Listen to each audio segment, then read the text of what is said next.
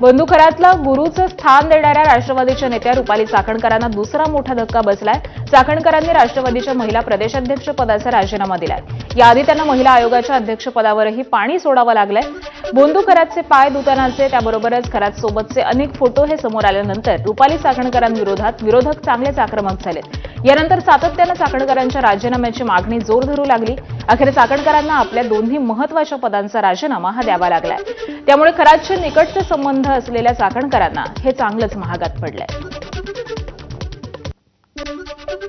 नाशिकचे पोलीस आयुक्त संदीप कर्णिक यांनी माझाला एक्सक्लुझिव्ह मुलाखतीमध्ये बंधुखरातच्या अटकेचं संपूर्ण थराराचं कथन केलंय.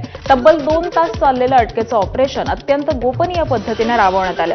तक्रारदार पीडित महिलेची फिर्याद नोंदवून घेत रात्रीच्या वेळी खरातला अटक करण्यात आली. परिसरामध्ये चोर शिरल्याचा बनाव करत पोलिसांनी खरातच्या घरामध्ये एंट्री केली आणि त्याच्या मुसक्या आवळल्या. विशेष म्हणजे अटकेच्या ऑपरेशनची केवळ 3घांनाच माहिती होती, असं देखील संदीप कर्णिक यांनी स्पष्ट केलंय.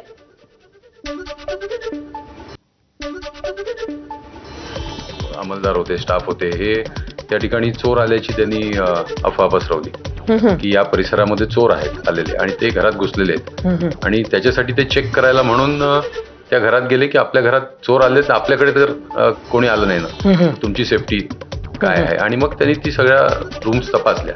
तर त्याच्या एका रूम मध्ये आरोपी आम्हाला मिळाला आणि मग तो ताब्यात घेऊन तात्काळ तो पोलीस स्टेशनला आणून अटक वगैरे सर्व कारवाई करण्यात आली. पकडलं तर त्याचं रिॲक्शन काय होतं? त्याची रिॲक्शन शॉकची रिॲक्शन होती बेसिकली.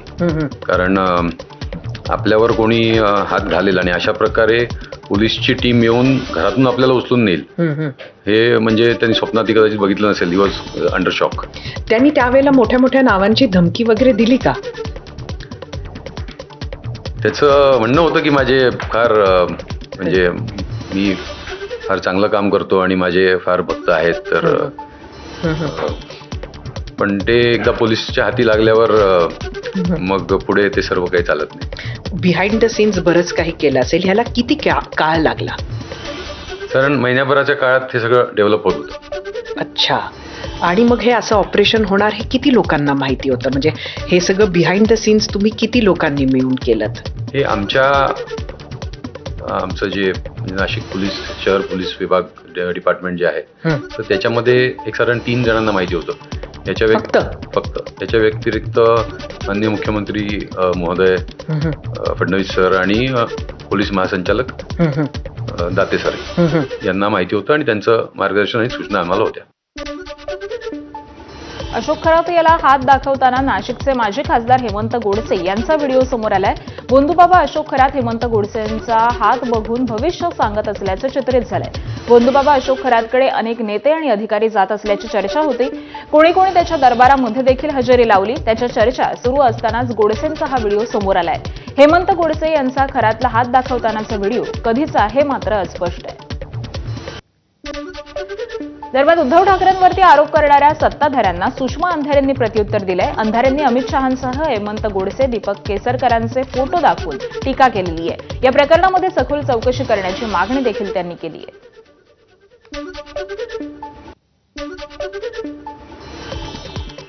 फोटो आहे आणि हेमंत गोडसे उभे आहेत. आता या भूमिपूजनाचे पूजा कोण करत आहे? हे हेमंत गोडसे. परत एक फोटो. मागे भूमिपूजन समारंभाचं बॅनर अस्पष्ट दिसतंय. सॉफ्ट कॉपी मी द्यायला तयार आहे. आणि हे भूमिपूजन MIDCच्या संबंधित आहे. यातल्या सगळ्या ज्या व्यक्ती आहेत त्या सिन्नर MIDC मधल्या आहेत. ज्या तळघरामध्ये हेमंत गोडसे आहेत, सगळ्या बोलघेवड्या जेवढ्या प्रवक्त्या आहेत, सगळे जेवढे बोलघेवडे आहेत यांनी याची उत्तरं आता दिली पाहिजे. आम्ही अत्यंत स्वच्छपणे दीपक केसरकर आणि चाकणकर या दोघांचेही कॉल रेकॉर्ड तपासले जावेत अशी मागणी केली आहे. या दोघांचेही आर्थिक स्रोत तपासले जावेत याची मागणी आधी होती. याच्यानंतर मी CM साहेबांना भेटेल, मी EOWच्या ऑफिसला जाईल, मी त्यांच्यासमोर मांडेल. नाशिकमधील बंधुबाबा अशोक खरात प्रकरणामध्ये राज्यातील विविध मंत्र्यांची नावं समोर येत आहेत. अशातच मंत्री जयकुमार रावल यांनी अशोक खरातच्या ट्रस्टला पर्यटन निधीमधून तब्बल 1.5 कोटी रुपये दिल्याचं समोर आलंय. त्यामुळे आता मंत्री जयकुमार रावल यांच्या विरोधामध्ये गुन्हा दाखल करण्याची मागणी आजी माजी आमदार अनिल गोटे यांनी केली आहे. त्याबरोबरच अशोक खरातची भरभराट म्हणजे गृह खात्याचं अपयश असून मुख्यमंत्री देवेंद्र फडणवीसांनी याची जबाबदारी स्वीकारावी असं आवाहन देखील अनिल गोटे यांनी केलं आहे. या सर्व प्रकरणाची चौकशी हे महाराष्ट्राच्या गृह खात्याकडे किंवा केंद्रीय गृह खात्याकडे ठेवू नये. याच्यामध्ये केंद्रीय गृहमंत्री अमित शहा, राज्याचे मुख्यमंत्री आणि गृहमंत्री देवेंद्र फडणवीस हे दोन्ही असल्यामुळे खऱ्या अर्थाने जर याला थोडी लाच शिल्लक असेल तरी चौकशी सर्वोच्च न्यायालयाच्या न्यायमूर्ती. खरात प्रकरणात कोणालाही सोडणार नाही असं मुख्यमंत्री फडणवीस म्हणाले. खरात प्रकरणामध्ये अनेक लोक पुढे येत आहेत. पीडितांचे फोटो व्हिडिओ व्हायरल करणाऱ्यांवरती कारवाई करणार असल्याचा इशारा हा देखील मुख्यमंत्री फडणवीसांनी दिलाय. या प्रकरणामध्ये ज्या दुर्दैवी महिला विक्टीम आहेत त्यांचे व्हिडिओ हे काही लोकांनी सोशल मीडिया साईटवर अपलोड केले आहेत. ते आम्ही आता त्या ठिकाणी सोशल मीडिया साईटवरनं हटवले आहेत. पण ज्या ज्या लोकांनी अशा प्रकारचे व्हिडिओ सोशल मीडिया साईटवर अपलोड केले असतील त्यांच्यावर फौजदारी कारवाई केली जाईल. यातलं सगळ्यात महत्त्वाचं संरक्षण हे गोपनीयतेचं आहे. काही लोक ती गोपनीयता भंग करण्याचा प्रयत्न करतायत. त्यांना फौजदारी कारवाईला सामोरं जावं लागेल.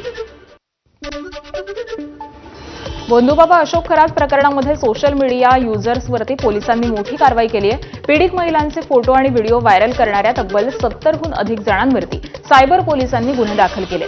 सोशल मीडियावरील विकृतीला चाप लावण्यासाठी ही आतापर्यंतची सर्वात मोठी कारवाई मानली जाते. सुरुवातीला कोपरगावमध्ये 3 आणि सातपूर पोलीस ठाण्यामध्ये 6 जणांवरती गुन्हे दाखल झाले होते. मात्र आता हा आकडा 70च्याही पार गेलेला आहे. पोलिसांच्या या कारवाईमुळे गेल्या काही दिवसापासून सोशल मीडियावरती ज्या पद्धतीनं पीडित महिलांचे व्हिडिओ आणि फोटो हे व्हायरल केले जात होते त्यांना कुठेतरी आता चाप बसणार आहे. बोंधू अशोक खरातनं शिर्डीमध्ये पंचतारांकित हॉटेल शेजारी 50 कोटींची जागा घेतल्याची माहिती काही दिवसांपूर्वी समोर आली होती. मात्र ही जमीन खरात आणि त्याच्या हस्तकांनी हडपल्याचा आरोप शेतकरी कुटुंबानं केलाय. आर्थिक अडचणीमध्ये असलेले शेतकरी रावसाहेब गोंदकर यांनी ही जमीन खरातकडे 2 वर्षांसाठी गहाण ठेवली होती. त्यावेळी खरातनं कोणत्या कागदपत्रांवरती सह्या घेतल्या ही माहिती नसल्याचं शेतकरी कुटुंबानं म्हटलंय. या जमिनीसंदर्भातल्या बातम्या आल्या तेव्हा खरातनं ही जमीन खरेदी केल्याचं गोंदकर कुटुंबाला समजलं. आज त्यांनी अप्पर पोलीस अधीक्षकांकडे फसवणूक झाल्याची तक्रार केली आहे. आमच्या निघो शिवारामध्ये 4 एकर जमीन होती आणि माझ्याशी नाव मिस्टर शेतीच करायचे. ते काय म्हणले आपण अशोक खरातला 2 वर्षाकरता करायला देऊ असं. आपल्याला गरज होती पैशाची मग घेतले.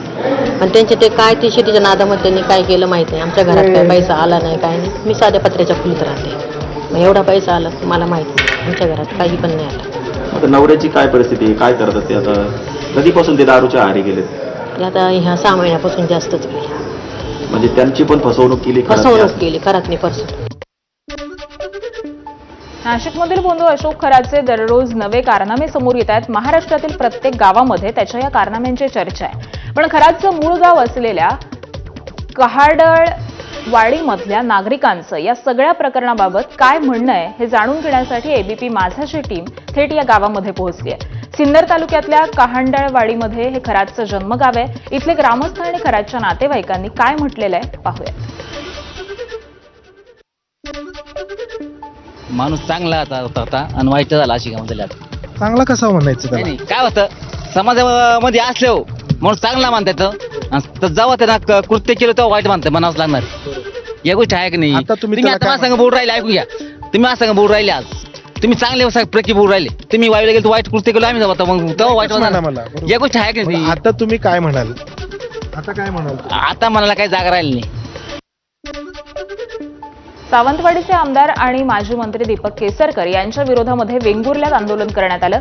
बंधू घराचे संबंध असल्याचा आरोप करत ठाकरेंच्या शिवसेनेच्या महिला कार्यकर्त्यांनी तहसीलदार कार्यालयावरती मोर्चा काढला. यावेळी केसरकर यांच्या निलंबनाची मागणी करण्यात आली. त्याबरोबरच त्यांच्या विरोधामध्ये जोरदार घोषणाबाजी देखील करण्यात आली. बंधूबाबांना राजकीय आश्रय मिळत असल्याचा आरोप करत राज्य बंधुगिरीकडे चाललं असल्याची टीका ही देखील या आंदोलनकर्त्यांनी केली आहे. जो मेन प्रश्न उभा राहिला तो अंधश्रद्धेचा. कोकणवासियांचे आमदार दीपकभाई केसरकर यांचा देखील यामध्ये समावेश आढळून आलेला आहे. सर्वांच्या वतीने अशी विनंती राहील की ज्या पदाला जो व्यक्ती लायक नाहीये त्या पदाचा त्यांच्याकडून सरकारने राजीनामा घ्यावा आणि योग्य तो आम्हाला न्याय द्यावा.